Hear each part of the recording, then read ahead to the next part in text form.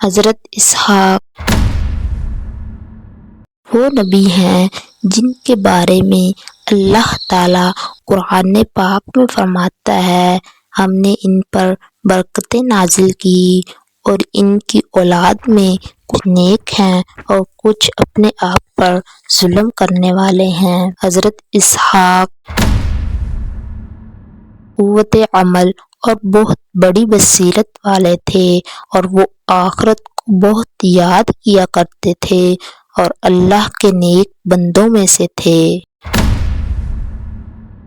حضرت اسحاق علیہ السلام حضرت ابراہیم علیہ السلام کے دوسرے بیٹے اور حضرت اسماعیل علیہ السلام کے باپ شریک بھائی تھے، یعنی حضرت اسماعیل علیہ السلام کی والدہ حضرت ہاجرہ تھی اور حضرت اسحاق کی والدہ حضرت سارہ علیہ السلام تھیں۔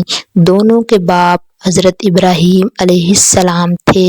حضرت اسماعیل علیہ السلام کی ولادت 14 سال بعد حضرت اسحاق پیدا ہوئے۔ اس وقت آپ علیہ السلام کی والد حضرت ابراہیم علیہ السلام کی عمر 100 سال اور والدہ محترمہ حضرت سارہ علیہ السلام کی عمر 90 سال تھی۔ حضرت اسحاق علیہ السلام بڑے برگزیدہ اور عبادت گزار تھے۔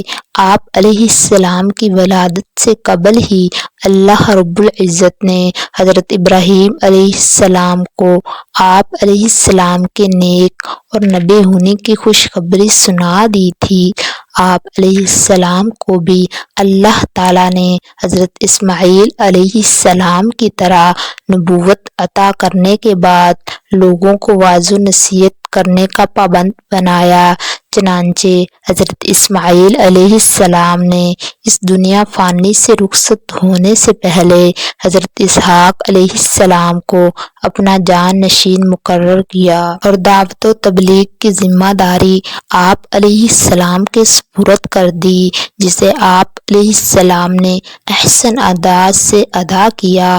اللہ رب العزت قرآن پاک میں بہت سے مقامات پر حضرت اسحاق کی تعریف فرمائی ہے۔ بلا شبہ ہم نے آپ علیہ السلام کی طرف اس طرح وحی بھیجی جس طرح نوح علیہ السلام اور ان کے بعد دوسرے پیغمبروں کی طرف بھیجی تھی، اور ہم نے ابراہیم، اسحاق، اسماعیل، یعقوب اور ان کی اولاد کی طرف بھی وحی بھیجی تھی۔ اہل کتاب، کیا تم کہتے ہو کہ ابراہیم، اسماعیل، اسحاق، یعقوب اور ان کی اولاد سب یہودی یا نصرانی تھے؟ آپ فرما دیجئے، کیا تم یہ بات جانتے ہو یا اللہ جانتا ہے؟ اور اس شخص سے بڑھ کر ظالم کون ہو سکتا ہے جس کے پاس اللہ کی طرف سے گواہی کہ سچا دین اسلام موجود ہو، پھر وہ اسے چھپائے، اور اللہ تمہارے اعمال سے غافل نہیں ہے۔ حضرت اسحاق علیہ السلام نے اپنے والد محترم حضرت ابراہیم علیہ السلام کی زندگی میں ایک 40 سالہ عورت رفقہ سے شادی کر لی۔ کچھ عرصے تک ان سے کوئی اولاد نہ ہوئی۔ پھر آپ علیہ السلام نے اپنے باپ حضرت ابراہیم علیہ السلام کے نقش قدم پر چلتے ہوئے اللہ تعالیٰ سے اولاد کے حصول کے لیے دعا مانگی، تو اللہ تعالیٰ نے آپ علیہ السلام کی دعا قبول فرماتے ہوئے آپ علیہ السلام کو 2 بیٹے عطا فرمائے۔ آپ علیہ السلام نے ایک بیٹے کا نام عیس اور دوسرے کا یعقوب رکھا۔ عیس رومیوں کے جد امجد ہیں اور یعقوب بنی اسرائیل کے۔ حضرت ابراہیم علیہ السلام نے اپنے بڑے بیٹے حضرت اسماعیل علیہ السلام کو ساتھ لے کر مکہ مکرمہ میں اللہ کا گھر یعنی بیت اللہ تعمیر کرنے کے بعد ملک شام جا کر رہائش اختیار کر لی۔